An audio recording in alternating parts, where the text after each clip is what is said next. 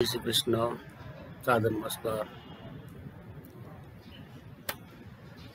इससे कपड़े समय में भगवान भी स्कीम पे स्कीम दे रहा है। मंगलवार 21 जुलाई से सावन मास शुरू हो रहा है। मुझे ये सब चिंतन करते हुए याद आया कि पूर्व विश्व में ये महामारी का जो प्रकोप है, तो शांति के लिए हमारे हिंदुइज्म में यानी कि सत्य सनातन धर्म में 5 देव जो बताए हैं, सबका अलग अलग कार्य है। भगवान ब्रह्मा सृष्टि का सर्जन करता है, भगवान विष्णु उसका पालन और पोषण करता है, भगवान महादेव संहार करता है। तो आप जिस देवताओं को मानते हो, सनातनी तो 5 देवताओं को, 5 के 5 को मानता है। सबका त्योहार आते हैं, सब मनाते हैं। लेकिन मेरा चिंतन ये है कि महादेव जी तो महादेव ही है। जहर पिया और जीवन दिया, ऐसा उदार। तो जगत को चाहिए, वो महादेव को नहीं चाहिए। महादेव कैलाश के ऊपर बैठे हैं और स्मशान में भी बैठे हैं, गांव के बाहर भी बैठे हैं। महादेव का मंदिर पहले के समय में गांव की बाहर ही रहता था, क्योंकि उसका काम है संहार करना, यानी कि नेगेटिविटीज को काटने का काम है। अगर स्मशान में जो महादेव जी का वासना होता तो उधर जो अतृप्त आत्माएं होती है उसको कंट्रोल कौन करता? गांव के बाहर मंदिर होना का मतलब है कि गांव के अंदर जो लोग सुख शांति से रहते हैं, वहां बाहर महादेव इस गांव पर कोई नेगेटिविटी इफेक्ट ना हो, उसका रक्षण करते हैं। और वो पृथ्वी का देव है साहब। मेरा मानना है कि महादेव जी कैलाश पर्वत पर विराजमान है। तो आप जाना है तो आप जा सकते हैं। कैलाश मानसरोवर, जो चाइना की कुछ परमिशन लेनी पड़ती है अभी, तो वो लेकर के भी आप जाकर उधर फोटो खिंचवा कर आ सकते हो और बता सकते हो कि मैं कैलाश महादेव के धाम में जाके आया। तो क्या आप स्वर्ग और वैकुंठ और अक्षरधाम में जाकर आकर के फोटो बता सकते हो कि हम उधर जाके आके उधर होके आए हैं? तो पृथ्वी का देव है। और भोलानाथ है, थोड़ी ही पूजा में वो प्रसन्न हो जाते हैं। राक्षसों को भी वरदान देते हैं। उसका काम संहार का है। लेकिन हम लोग ने ऐसा समझ लिया बस महादेव मारने का काम। मारने का मतलब संहार किसका करता है? जो नेगेटिव है। बहुत भोलेनाथ है वो। और हमने तो यहाँ रिजल्ट लिया है। आर्टिफिशियल शिवलिंग के ऊपर अभिषेक किया है, उसमें से रिजल्ट मिलते हैं। जहाँ स्थापित शिवलिंग है, जहाँ अपनी श्रद्धा वर्षों से जुड़ी हुई है, तो शिव का महिमा तो बहुत अपरंपार है। तो मेरा कहने का मतलब ये है कि श्रावण मास आ रहा है, ये व्रत के रूप में करें। इस समय में अगर मंदिर न जा सको तो अपने घर में शिवलिंग के ऊपर उसका अभिषेक करो और भोलेनाथ को रिझाने का प्रयत्न करें।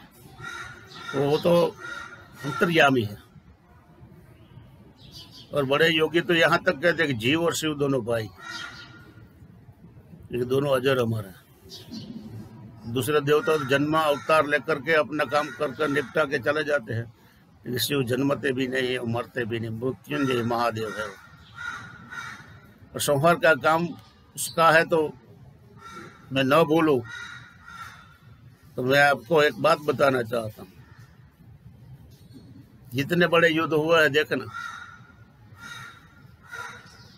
कि पहले युग में यानी कि सतयुग में जो तारकासुर का वध किया था, तो किसने किया था? भगवान शिव का सुत यानी कि कार्तिकेय ने संहार कर दिया था तारकासुर परिवार।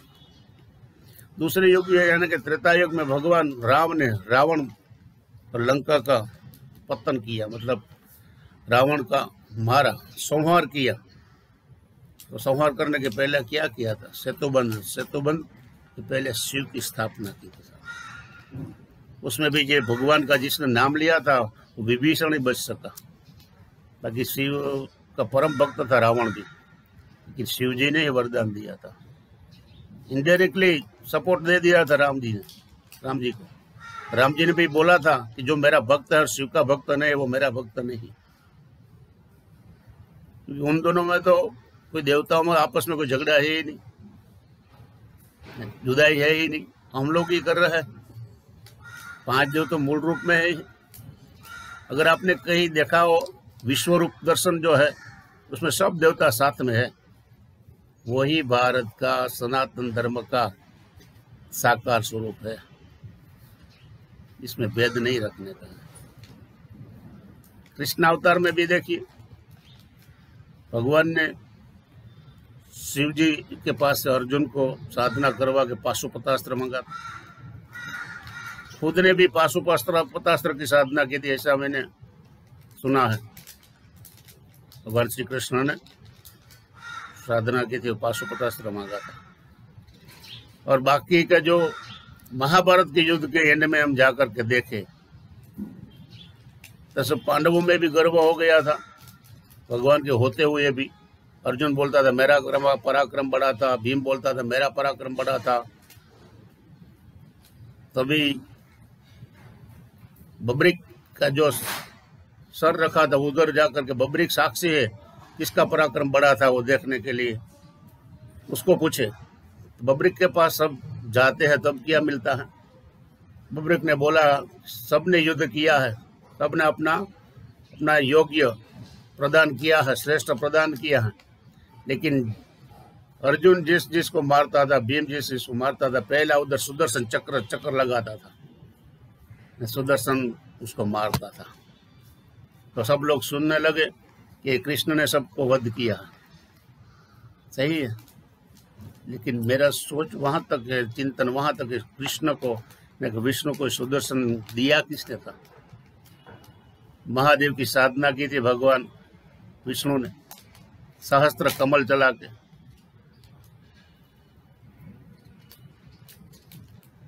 नौ 999 कमल चढ़े, लेकिन एक कमल नहीं था, तब भगवान ने खुद ने अपनी आंखें निकाल के ये दिया।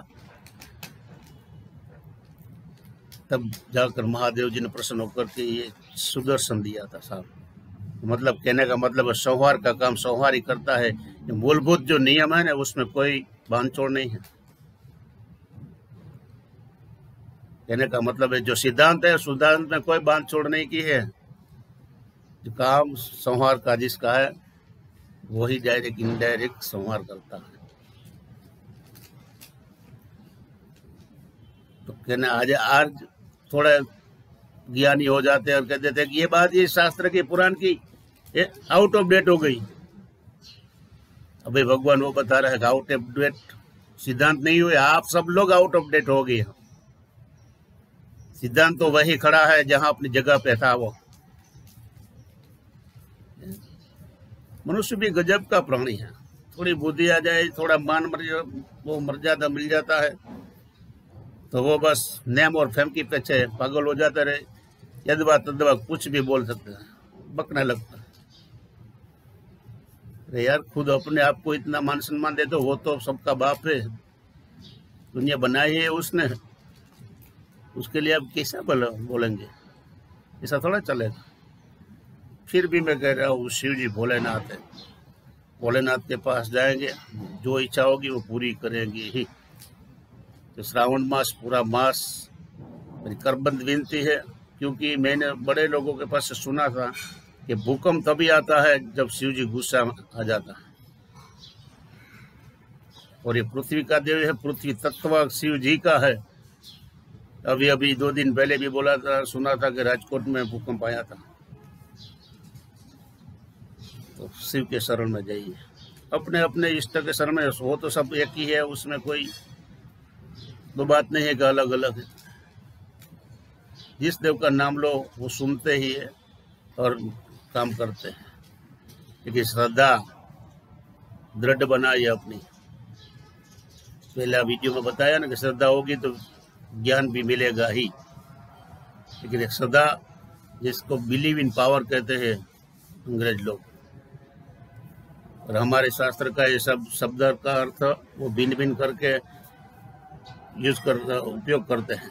मेरा मतलब यही है कि श्रावण मास, बाद में आएगा भादो मास, गणपति की साधना होगी, बाद में पुरुषोत्तम मास है, फिर भगवान विष्णु की साधना होगी, बाद में माता जी की नवरात्रि आएगी।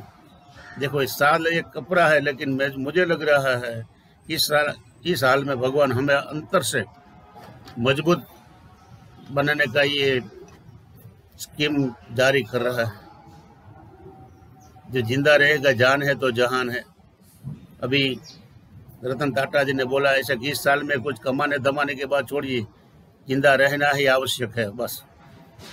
तो गलत बातें में आओ मत, और ये और कॉन्फिडेंस में जाओ मत। भगवान को साथ रखे, क्योंकि भोलेनाथ को मानो या विष्णु भगवान को, किसी को भी मानो, 5 देव में से मुझे नहीं लगता 5 को छोड़कर छठे में कहीं जाना पड़े, लेकिन मानो जरूर। वो 5 एलिमेंट्स के रूप में हमारे अंदर भी है, वो ही प्रेरणा करेंगे। जिसने कई लोग बोलते हैं कि धंधा नहीं है, क्या करे, हम तो ब्राह्मणी लोग आकाशीय वृत्ति वाले ही है, लेकिन एक तटस्थ दृढ़ विश्वास है, जिसने दांत दिया न वो चबाने का दिया, देगा ही। साहित्यकारों ने बहुत अच्छा लिखा है, न था दांत हवा को दिया तो माँ को खबर है, खुदा को सबर जो धरेगा, तेरा ढूंढ सीना मिटा दिल का कीना, जिन्हें पेट दिना सुहा पे भरेगा, पुरादम कहे मुकदर के अंदर, जिन्हें टाक मारा न टारा करेगा। गवा भैंस घोड़ी कीड़ी मकोड़ी, सबे जुग की जोड़ी बनाई बसर ने। गजेंद्र गदा है न कोई जुदा है, खुदा की नजर भगवान से दृष्टि से दूर कोई नहीं, उसको चिंता है। यार हमने तो अनुभूति है, 3 दिन तक किसी को भूखा नहीं रखते हैं। अगर शेर के पैर में भी अगर कांटा लग जाता है, दौड़ नहीं पाता है, तीसरे दिन उसके सामने शिकार आ जाता है? देखो श्रद्धा से आगे जाओ। पांडव परिवार संपूर्ण शरणागत थे, तो वहां बाहर से ही रक्षण नहीं किया है, परीक्षित का माँ के गर्भ के अंदर भी रक्षण किया है साहब। वहां का जो श्रद्धा है, तभी शास्त्र का वचन है, जो गर्भ रक्षति से सर्वत्र रक्षत। जो माँ के गर्भ में आकर के रक्षा करता है, बाहर की आपको रक्षा नहीं कर सकता। लेकिन आपकी श्रद्धा इतनी दृढ़ बनाओ, वो तो हाजिर ही है बस।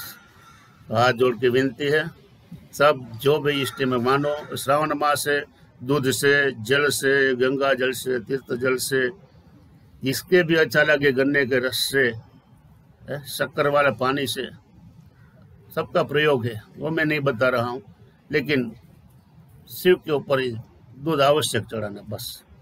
महादेव और जय श्री कृष्ण।